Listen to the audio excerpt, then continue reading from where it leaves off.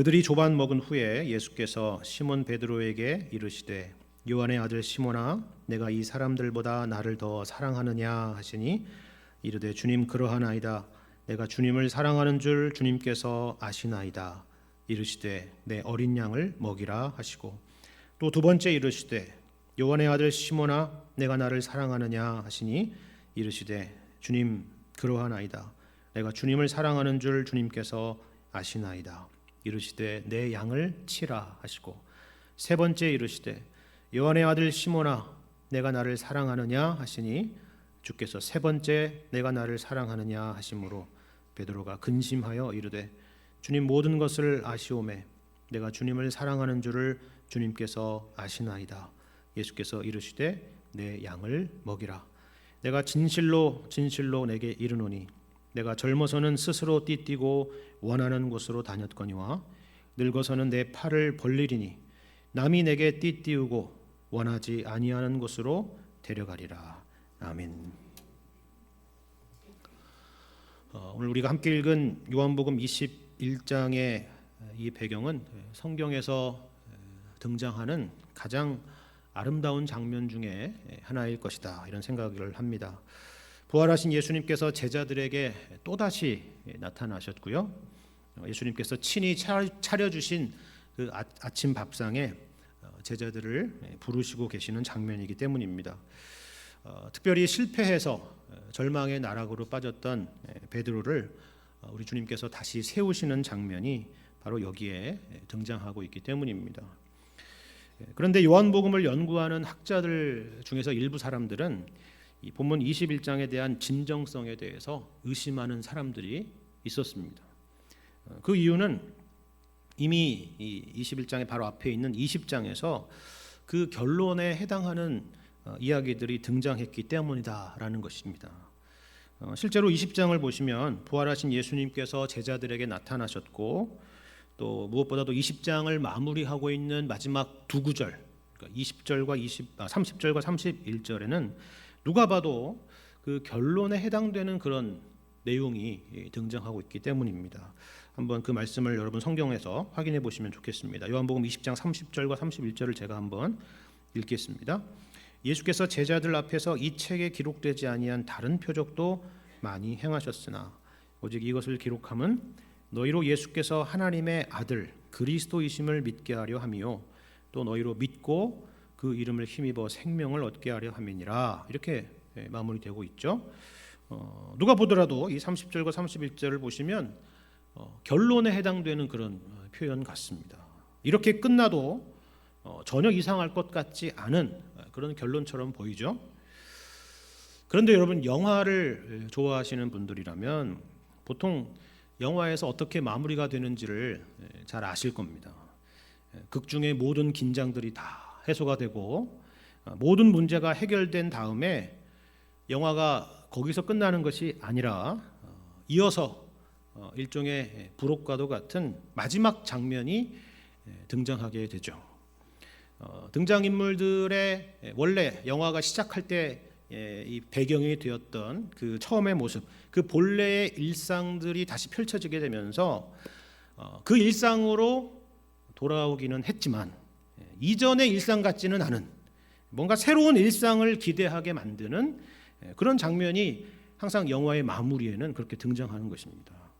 그리고 심지어는 그 마무리 장면에서 일종의 속편이라는 것을 기대하게 되는 그런 내용도 담겨져 있는 것을 볼 수가 있죠.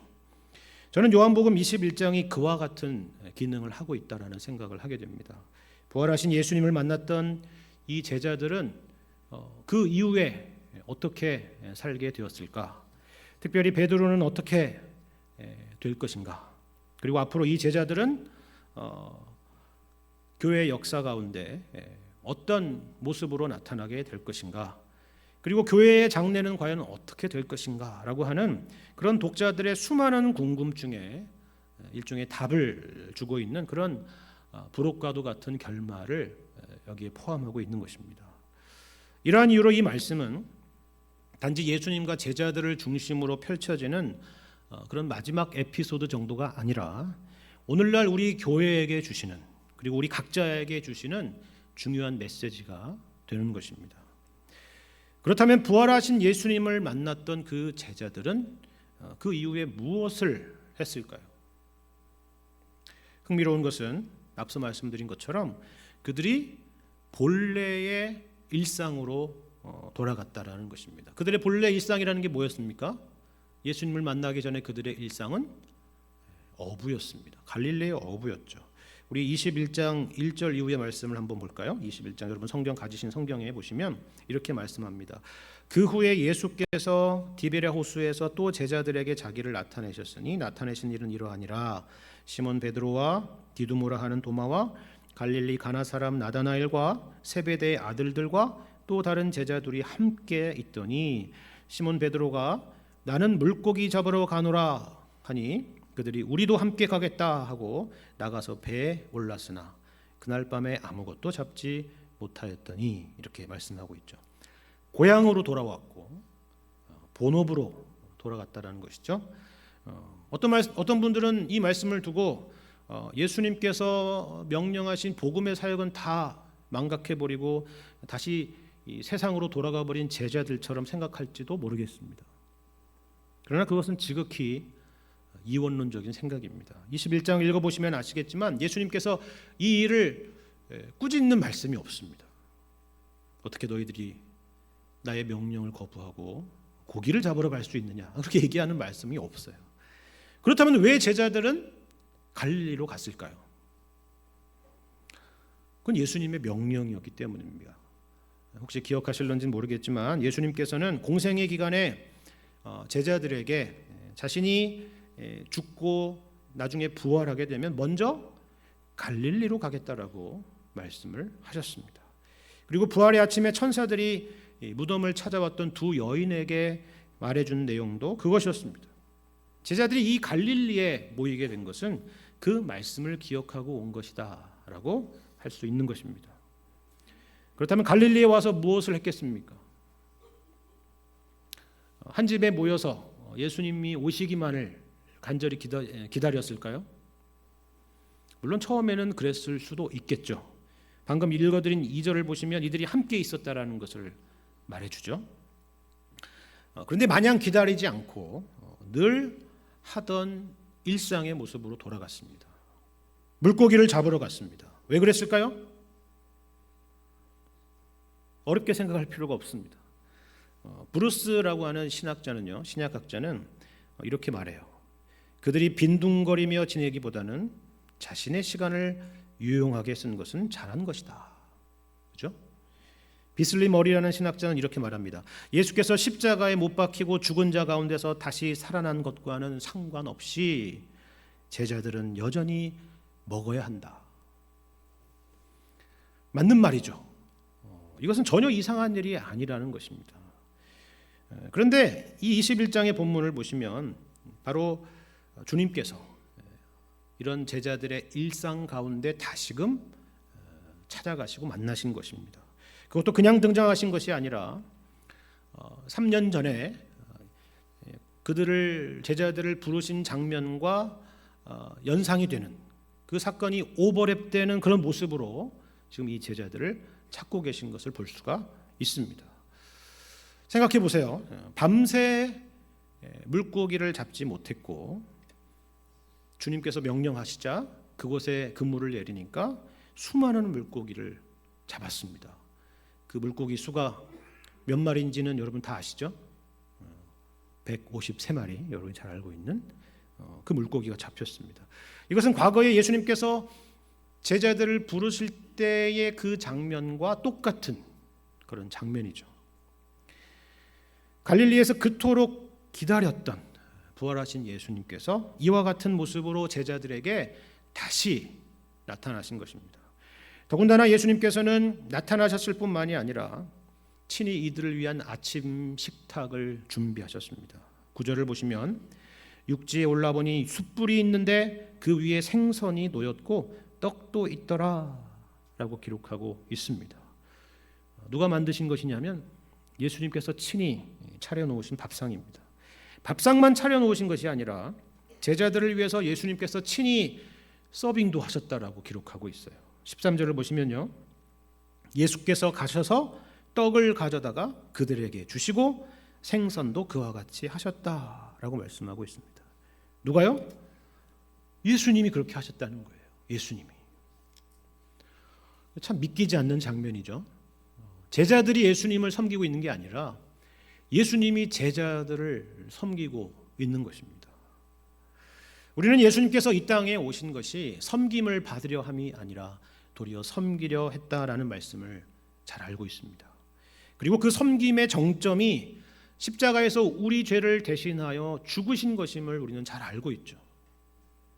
그런데 부활하신 주님, 영광의 주님께서 여전히 제자들을 섬기고 계신 것입니다. 그것도 자기를 배반하고 떠났던 그 못난 제자들을 위해서 처음 부르셨을 때 장면을 연상케 하는 그 기적을 보이시고 식탁을 마련하시고 그것도 부족해서 그들에게 음식을 친히 서빙하고 계시는 것입니다. 2000년의 교회 역사가 보여주는 신비는 바로 이와 같은 것입니다. 어떻게 교회의 역사가 흐르고 흘러서 오늘날 이 시간 이 자리까지 이르게 되었을까요? 어거스틴이나 아퀴나스나 루터나 칼빈과 같은 그런 훌륭한 신학자가 있어서가 아닙니다. 웨슬리나 휘필드나 조나단 에드워즈나 아니면 빌리 그레함 같은 그런 훌륭한 부흥사가 있어서도 아닙니다.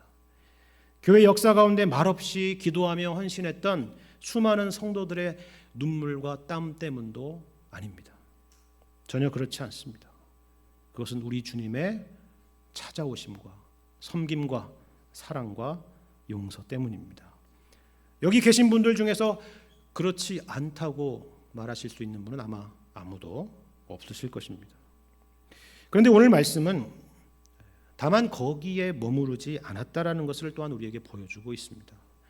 다만 우리가 실패하고 넘어진 자리에서 일으켜 세우시는 것에 그치지 않았다라는 것을 보여주고 있어요. 베드로로 상징되는 제자들에게 다시금 사명을 맡기고 계시는 것을 우리가 볼 수가 있는 것입니다. 그럼 그렇구나. 그럼 그렇지.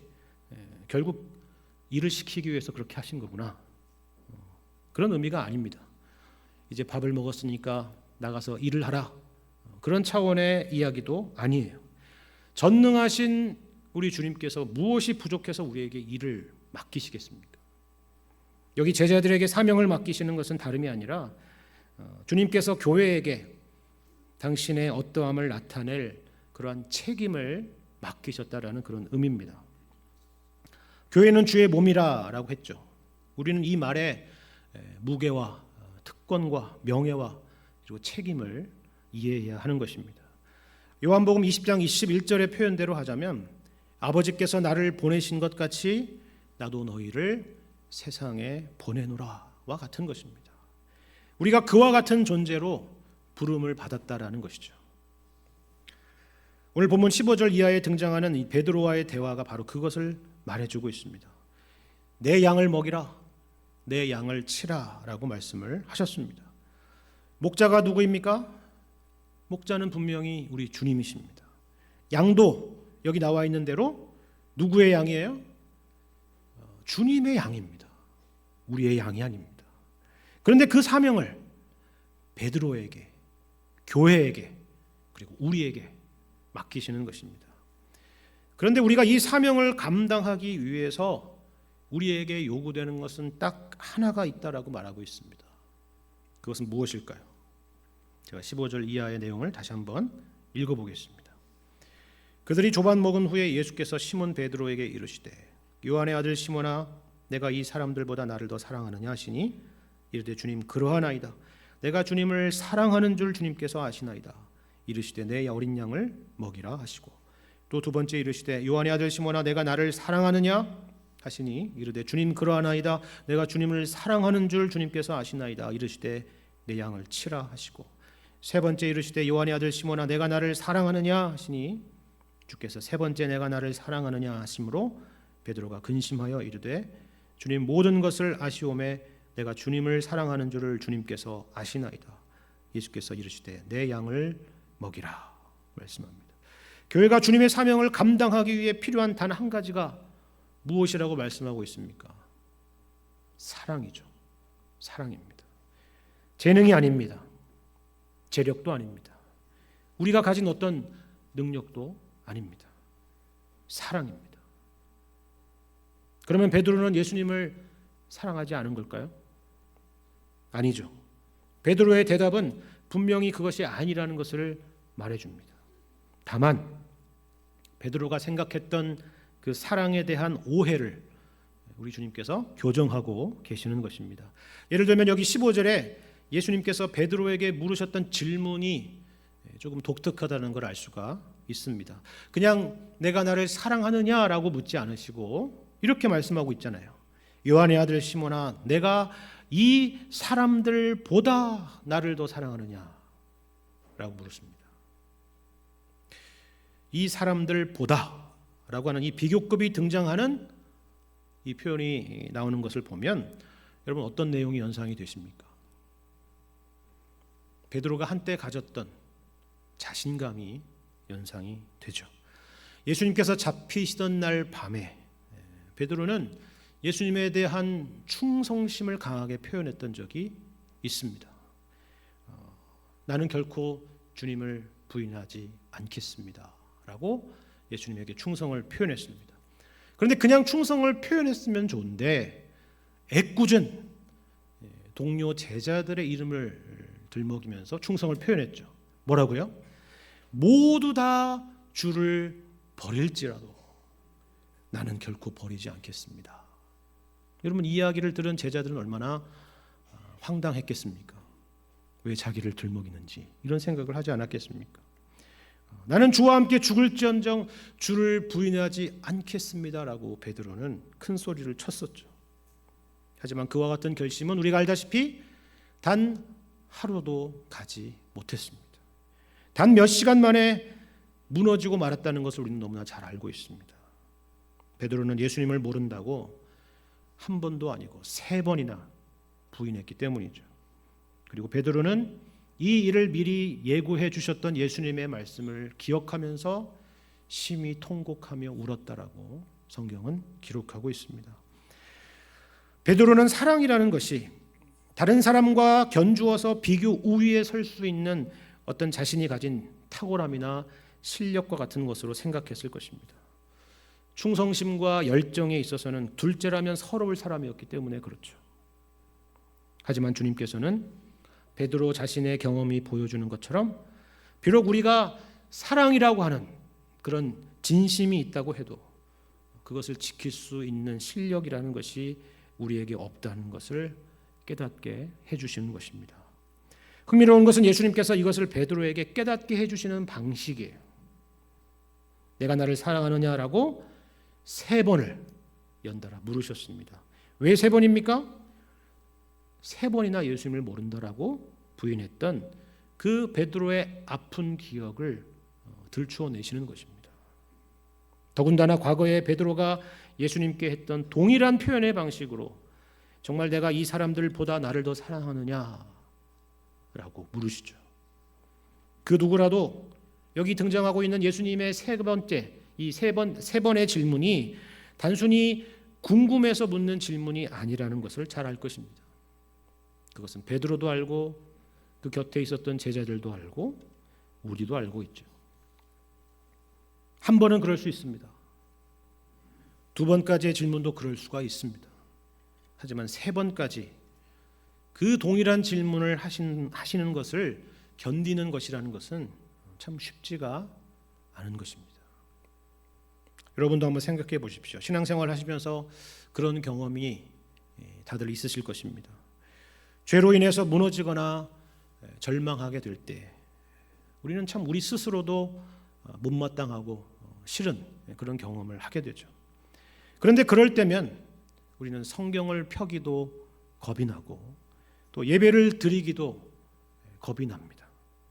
말씀을 읽거나 들을 때마다 꼭 나의 그 문제를 꼬집어서 지적하시는 것만 같기 때문이죠. 참 유쾌하지 않은 그런 시간입니다. 베드로도 그랬습니다. 17절을 보시면 베드로가 예수님께서 세 번째로 내가 나를 사랑하느냐라고 물으시니까 근심했다라고 말씀하고 있습니다. 여기 근심했다라고 하는 단어는 정신적인 고통을 말합니다. 깊은 슬픔에 대한 것입니다. 누가 그렇게 베드로를 만들었다고요? 누가 그렇게 베드로를 근심하고 슬프게 만들었다고요? 바로 예수님이 그러셨다는 것입니다. 방금 앞서서 떡과 생선으로 아침 밥상을 차려주셨던 그 예수님께서 이제는 베드로를 근심의 코너까지 몰아가고 계시는 것입니다. 왜 그러셨을까요? 그것은 베드로를 괴롭히시려는 것이 전혀 아니죠. 베드로를 회복시키시고 진짜 훌륭한 사람으로 만드시기 위해서 그렇게 하신 것입니다. 여러분, 자기 연민과 회개의 차이를 아십니까? 자기 연민이라는 것은 자기가 잘못한 일에 대해서 단지 후회하고 자책하고 스스로를 미워하고 동굴에 들어가서 숨어버리는 것을 말합니다. 하지만 회개는 하나님 앞에서, 하나님의 꾸짖음 앞에서 그것을 인정하고 받아들이는 것입니다. 그런 상황에서 성경을 펼쳐드는 것은 너무나 힘든 일이고 예배의 자리에 나오는 것은 참으로 고통스러운 일이지만 그것을 정직하게 마주하는 것입니다. 주님의 지적에 대해서 그렇다라고 정직하고 겸손하게 인정하는 것입니다. 그것이 바로 회개입니다. 보십시오. 베드로는 도망치지 않았습니다. 예수님의 3번이나 반복되는 그 질문을 듣고 도망치지 않았다는 것입니다. 맞습니다. 저는 형편없는 사람입니다. 제가 무슨 주님의 제자가 될 자격이나 있겠습니까? 라고 하면서 예수님의 곁을 떠나지 않았다라는 사실입니다. 떳떳하고 당당했다는 말이 아니죠. 주님의 말씀이 계속되고 반복될수록 베드로는 스스로 얼마나 형편없는 사람인지를 느끼게 되었을 것입니다. 처음에는 예수님을 3번이나 부인했던 그런 행동에 대해서 잘못했다고 생각하는 정도였다면 그 질문이 계속되고 나중에는 더 본질적으로 바로 그렇게 행동할 수밖에 없었던 자신의 연약하고 무능함을 깨닫게 되었을 것입니다. 하나님의 말씀은 이처럼 우리를 표면적인 죄에서 본질적인 죄로 파고드는 것입니다. 그래서 베드로는 근심하고 슬퍼했던 것입니다. 그런데 우리가 오늘 본문의 말씀을 통해서 보면서 놀라게 되는 반전이 있습니다. 여러분, 그것이 무엇입니까? 자신의 죄인됨과 연약함과 실패를 인정하고 확인하는 그 매 순간마다 예수님께서 베드로에게 사명을 맡기고 계신다는 사실이에요. 매 질문과 대답의 끝에 예수님의 마지막 한마디는 무엇입니까? 내 양을 먹이라, 내 양을 치라 하는 것입니다. 여러분, 이것은 어떤 의미일까요? 우리는 주님의 일꾼이 된다는 것을 어떻게 이해하고 있습니까? 교회와 성도들을 섬기는 일을 한다는 것을 우리는 어떻게 이해하고 있습니까? 우리는 주님의 일을 행한다는 것을 그만한 실력과 수준을 갖춘 사람이 할 수 있는 일이라고 그렇게 생각을 하죠. 그래서 나 같은 사람이 뭘 할 수 있겠습니까? 라는 생각을 가지고 우리는 말하는 것입니다. 이제 다음 주일이면 직분자 선출을 하게 됩니다. 저는 다시 한번 우리 장로교 헌법에 명시된 각 직분의 직무들에 대해서 살펴보았습니다. 장로의 직무에 이런 내용이 있습니다. 신자를 신방하여 위로하고 교훈하며 보살핀다. 신자의 신앙을 살피고 위하여 기도한다. 집사의 직무에도 이런 내용이 있습니다. 가난한 자를 돌아보며 환자와 갇힌 자와 과부와 고아와 모든 환난당한 자를 위문한다. 권사의 직문에 대해서도 이렇게 기록되어 있어요. 당회의 지도대로 교인을 방문하되 병환자와 곤란을 당하는 자와 연약한 교인을 돌아본다. 다 뭘 말하고 있느냐면요, 오늘 본문의 표현대로 하자면 내 양을 먹이고 내 양을 치라 라는 그런 내용입니다. 좁은 의미에서는 목회자들에게 하는 권면이겠지만 넓은 의미로 보자면 목회자를 포함한 모든 직분을 가진 자들에게 주시는 주님의 명령인 것입니다. 주님의 양떼들의 형편을 돌보고 살피며 그리고 세우는 것입니다. 그런데 주님께서는 누구에게 그 일을 맡기느냐 하면 자신이 실패한 사람이고 무능한 사람이라는 것을 고백하며 인정하는 자에게 맡기신다는 사실입니다. 그것을 알 때야 비로소 무엇을 할 수 있느냐 하면 주님의 양을 먹이고 주님의 양을 치는 일을 할 수 있다는 사실이에요. 베드로와 같은 실수를 하는 형제들을 이해할 수 있고 그들을 용납할 수 있고 또 그들을 섬길 수 있으리라 하는 것입니다. 그런데 여러분, 재미있는 것은 여기 15절, 16절, 17절에 모두 공통적으로 양이라는 단어가 등장하는데 15절에는 유독 다른 표현이 있다라는 사실입니다. 16절, 17절에는 양이에요. sheep이라는 단어입니다. 이 15절에는요 램입니다. 우리 성경에도 그대로 번역된 것처럼 어린 양입니다. 어린 양. 왜 어린 양일까요? 말 그대로 어린 양입니다. 베드로와 같죠. 주님을 사랑하는 것은 진심이지만 언제든 실패하고 무너질 수 있는 어리디 어린 그런 어린 양인 것입니다. 그러니까 이 말씀은 주님께서 실패한 베드로를 포기하지 않으시고 다시 세우신 것처럼 이제 너 베드로가 예수님과 같이 실패한 자들을 찾아가서 그들을 세우고 또 그들을 섬겨야 한다라고 말씀하시는 것입니다. 그런데 이것은 분명히 역설적인 것이죠. 베드로와 같이 그 진심이 꺾이고 실패하고 무너져 본 자가 그 일을, 그 사명을 감당할 수 있다라고 말씀하기 때문입니다. 여러분, 베드로를 왜 수제자라고 부르는지 아십니까? 그가 제자 중에서 가장 똑똑하고 탁월하고 열심히 있고 대단해서가 아닙니다. 그건 우리가 다 아는 내용이죠. 베드로는 전혀 그런 사람이 아니었습니다. 바로 베드로가 이것을 보여주는 전형 중에 전형이기 때문에 그렇습니다. 실제로 베드로는 우리가 흔히 생각하고 말하는 것처럼 무식하고 앞뒤가 없는 사람은 아니었으리라고 생각을 하지만 교회에서 베드로는 종종 그런 사람으로 그려지고 또 그런 사람으로 비춰지죠. 쉽게 말해서 사도 바울과 같은 조금 다른 차원의 제자라는 것을 우리는 다 알고 있습니다. 그리고 그 누구보다도 친근한 제자로 알려져 있죠. 심지어 갈라디아서를 보시면 당시의 교회의 기둥 같았던 베드로가 외식하는 그런 행동으로 인해서 사도 바울에게 엄히 책망을 받았던 그 실수를 사도 바울이 여과 없이 이 갈라디아서에 기록하는 바람에 우리에게 보여주고 있는 내용이 있습니다. 그 베드로의 부끄러운 이야기가 갈라디아서에는 공적인 이 갈라디아서라는 이 공적인 회람 서신이 되어 가지고 당시에 온 교회에 읽혀지게 되는 거예요. 여러분 같으면 용납할 수 있겠습니까? 우리는 누구나 우리의 약점을 감추고 싶고 강점만 부각되고 싶지 않아요. 그런데 그런 모습이 온 교회에 읽혀지면서 자신의 약점이 드러나게 되는 거예요. 그걸 과연 견딜 수가 있겠습니까? 하지만 베드로는 그런 모습을 통해서 오히려 하나님의 복음과 은혜를 드러내고 있습니다.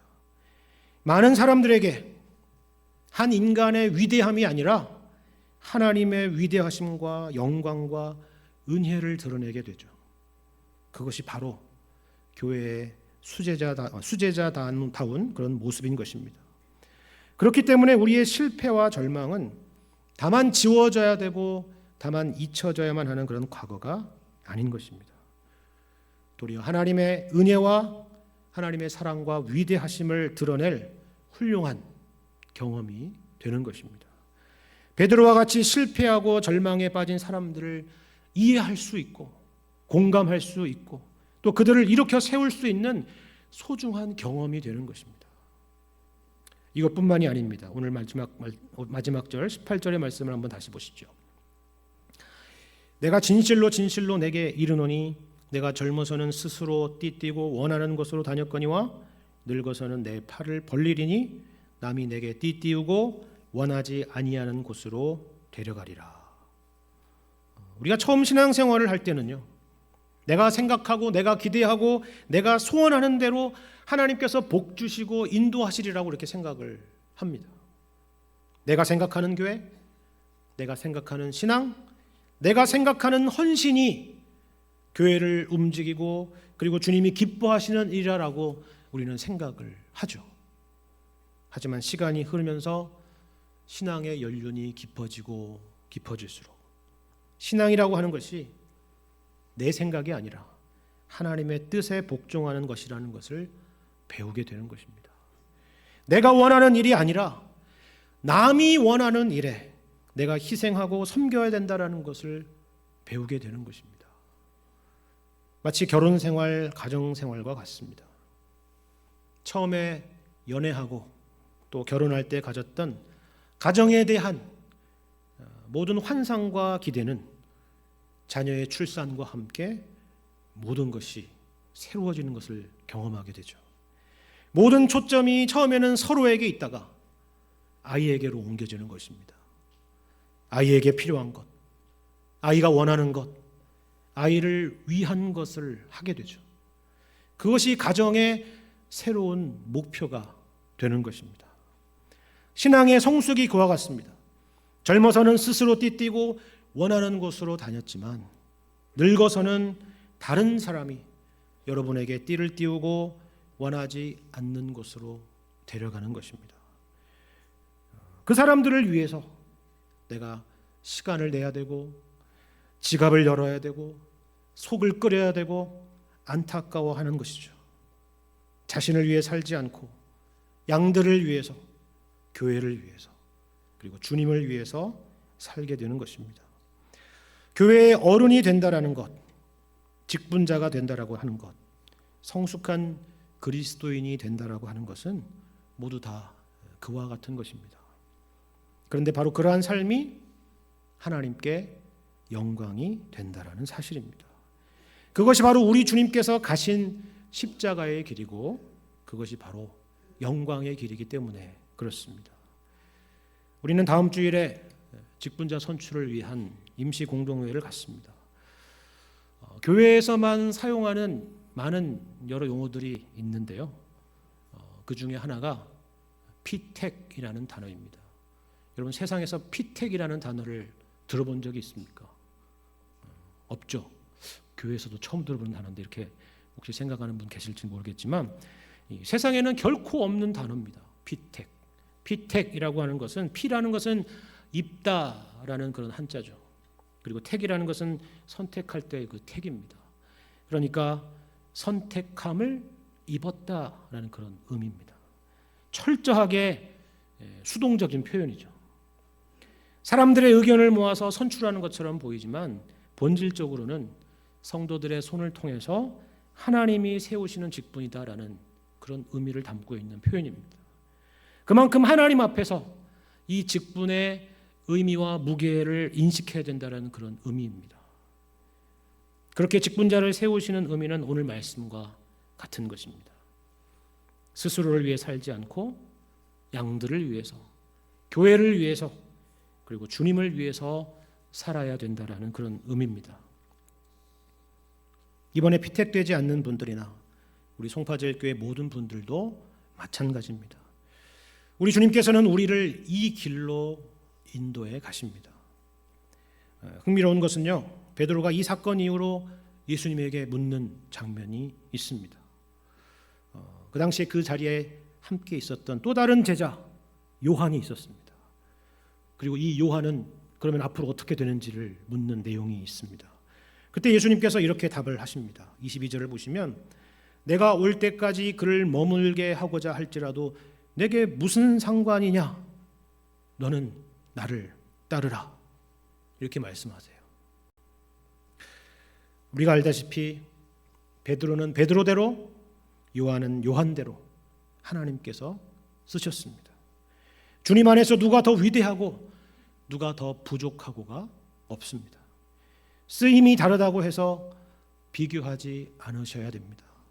선출 결과에 따라서 자고하거나 반대로 낙심해서는 안 됩니다. 하나님 앞에서는 직분의 유무가 중요한 것이 아니에요. 어떤 직분이냐가 중요한 것도 아닙니다. 어느 자리에 있든지 간에 주님의 몸된 교회를 사랑하고 주님의 양들을 돌보고 그리고 섬기는 것이 중요한 것입니다. 주님을 위하여 기꺼이 두 팔을 벌리고 주의 몸된 교회를 섬기고 헌신하며 주님께서 인도하시는 길을 따라가는 것이 중요한 것입니다. 이것을 기억하고 또 이것을 위해서 기도하시는 우리 송파제일교회 모든 성도님들 되시기를 바랍니다. 그리하여 우리 모두 성숙한 성도들이 되어서 우리 주님의 기쁨이 되고 영광이 되는 그런 복된 주님의 제자들이 다 되시기를 우리 주님의 이름으로 간절히 축원합니다.